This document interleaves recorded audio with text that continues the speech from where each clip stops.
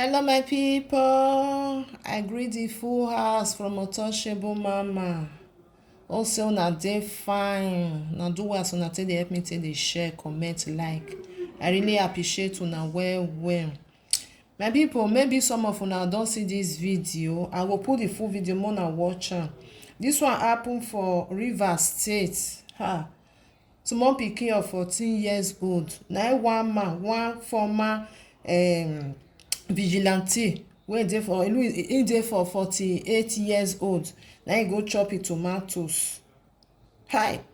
He go chop this small pikin tomatoes.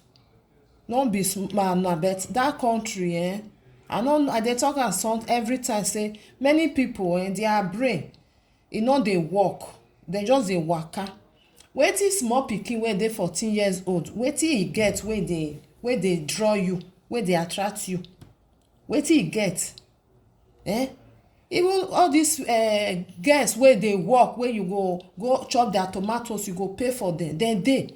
Why e come be say small pikin wey never reach anything, na e own na e come dey hungry you? Na e own na e come hungry you make you chop?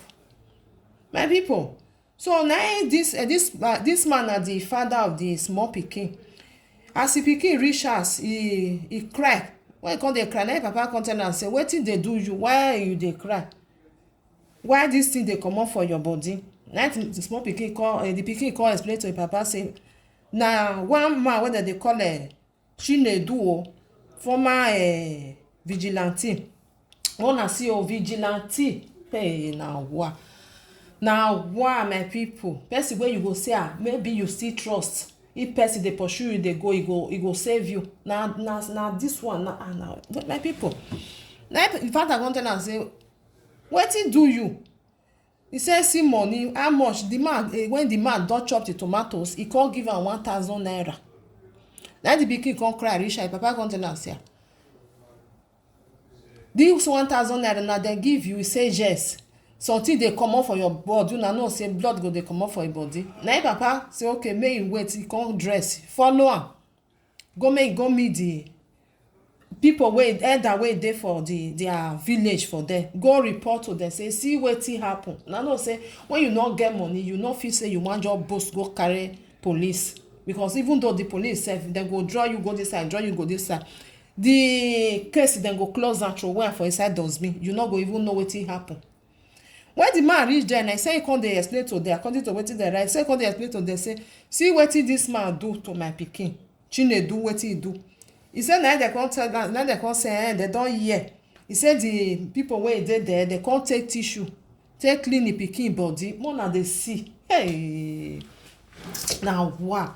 He say dem come clean him body. Okay, we don hear, make dem dey go. Just like that, more na dey go. Me, I no understand the country. I pray make this small pikin make get justice. Because when you no get money, you are your own that country. You no fit talk. If person do you something, you go just dem go use money take cover your mouth. Say make you not talk. If you talk, Nawooh, my brothers and sisters. I will put the full video because this man, he touched his father. How this man go do this kind thing to my own pikin? The Chinedu get a pikin. He not do am to a pikin. If he want do am to, if he dey hungry and say na another person pikin, then he want go do am to. They go do am to your pikin. The answer is no. Why you go do am to another person pikin? You wey be 48 years old man. Small pikin tomatoes just dey hungry you. I no know, my brothers and sisters. I just dey pray for all those children wey dey, because this one na talk come out. So no dey talk come out. So no dey talk come out. They dey fear, shame go dey catch them. Una see wetin adult person dey do. Adult. Because na adult, but him brain no dey work. Because like say him brain dey work. If I no choose small pikin, if I say okay, this thing dey hungry me, I go where dem dey pay. Adult people dey there where you go give them money. They na their job. Wetin small pikin do you now you don destroy am. The brain now, e don block for wetin you do on that very day. Some people, I pray make that small pikin get justice. I just pray, because that our country, if you no get money, you are on your own. You no fit talk. You no fit talk. Which money you get wey you want take lawyer? You never see money take eat finish. Now you say you want go take lawyer. I pray for all these small small pikin wey dey our place, make God guide them, make protect them. For all these people wey their brain don dey leak, because their brain dey leak. Person wey brain no dey leak, e no open eye do this kind of a thing. My brothers and sisters, more help me share. I'll put the video, more lis ten. God bless you all. One love, una bye bye.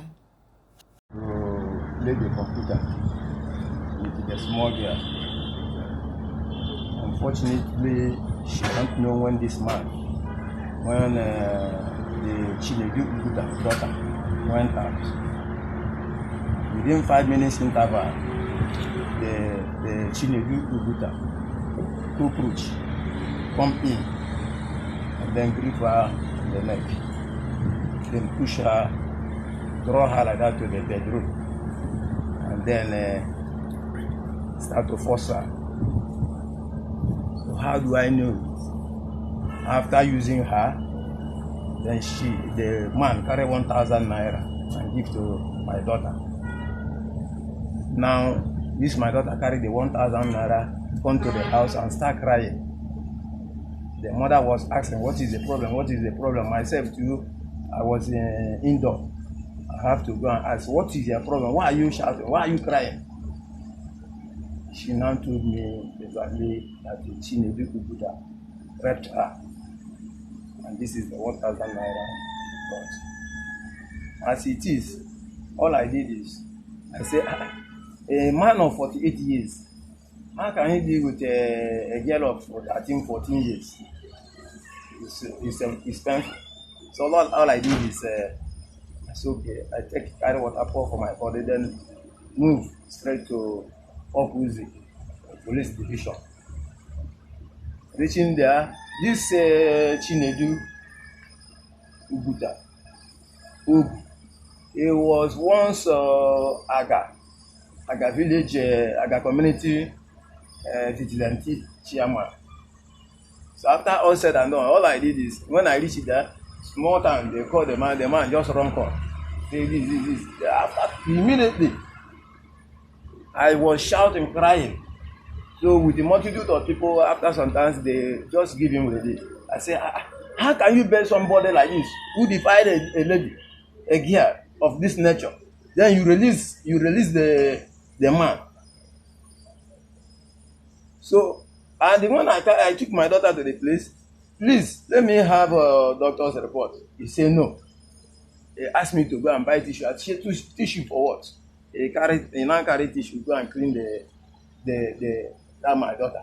After cleaning, then he now tell me, say we should go to hospital. I say, which hospital? He say, who cleaned the police, the IPO at Okuzi Police Division.